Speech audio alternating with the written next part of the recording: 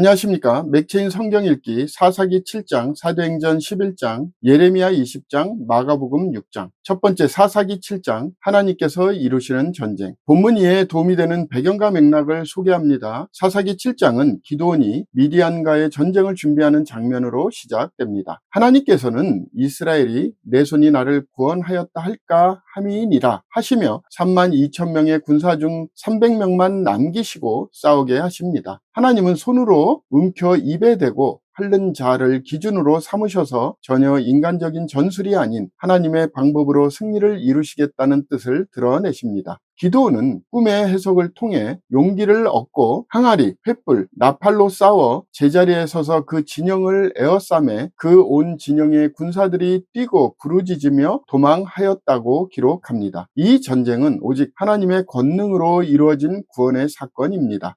본문의 중요 구절을 소개합니다. 사사기 7장 2절 3절 여호와께서 기드온에게 이르시되 너를 따르는 백성이 너무 많은즉 내가 그들의 손에 미디안 사람을 넘겨주지 아니하리니 이는 이스라엘이 나를 거슬러 스스로 자랑하기를 내 손이 나를 구원하였다 할까 함이니라. 이제 너는 백성이 귀에 외쳐 이르기를 누구든지 두려워 떠는 자는 길앗 산을 떠나 돌아가라 하라 하시니 이에 돌아간 백성이 2만 2천 명이요 남은 자가 10,000명이었더라.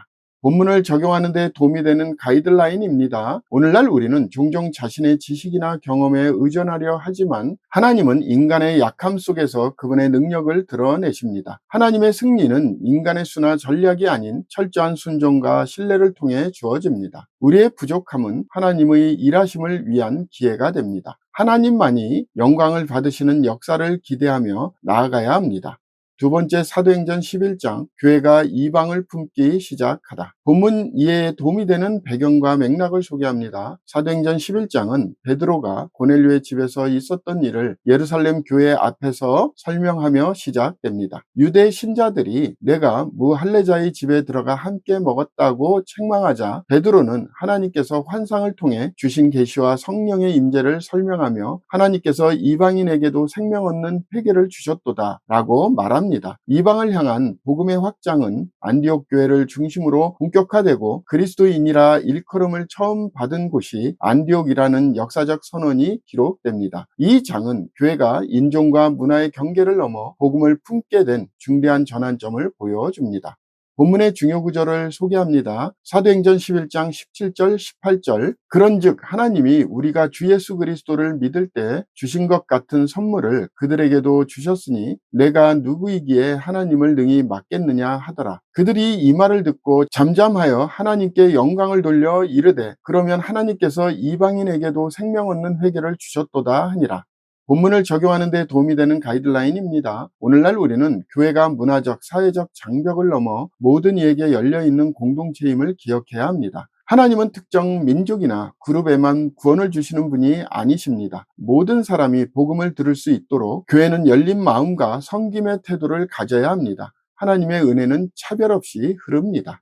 세 번째, 예레미야 20장, 사명을 따라 고난을 감당하는 선지자. 본문 이해에 도움이 되는 배경과 맥락을 소개합니다. 예레미야 20장은 선지자 예레미야가 성전 관리인 바수엘에게 매맞고 옥에 갇히는 장면에서 시작됩니다. 그러나 그는 오히려 그에게 여호와께서 내 이름을 바수엘이라 아니하시고 마골 밋사빕이라 하시느니라 라고 하나님의 심판을 선포합니다. 이어지는 부분은 예레미야의 고백으로 여호와의 말씀으로 말미암아 내가 종일토록 치욕과 모욕거리가 됨이니이다 라고 절규하면서도 내가 다시는 여호와를 선포하지 아니하며 그의 이름으로 말하지 아니하리라 하면 답답하여 견딜 수 없나이다 라며 사명을 멈출 수 없음을 고백합니다. 이 장은 선지자의 내면의 갈등과 하나님의 말씀에 사로잡힌 사명자의 삶을 보여줍니다.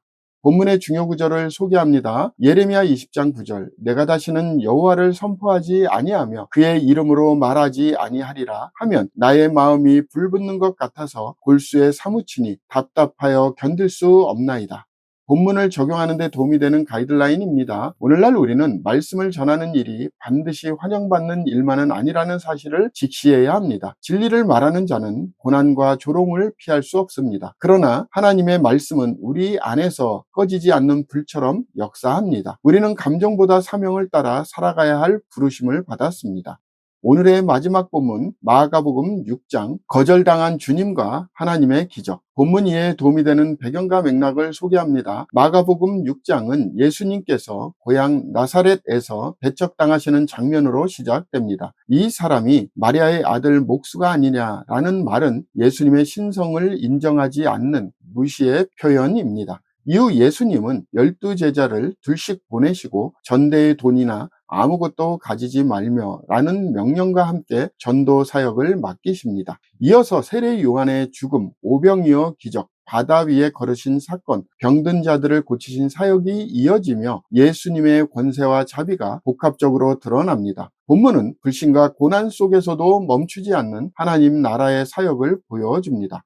본문의 중요 구절을 소개합니다. 마가복음 6장 5절 6절. 거기서는 아무 권능도 행할 수 없어 다만 소수의 병자에게 안수하여 고치실 뿐이었고 그들이 믿지 않음을 이상히 여기셨더라. 이에 모든 촌에 두루 다니시며 가르치시더라.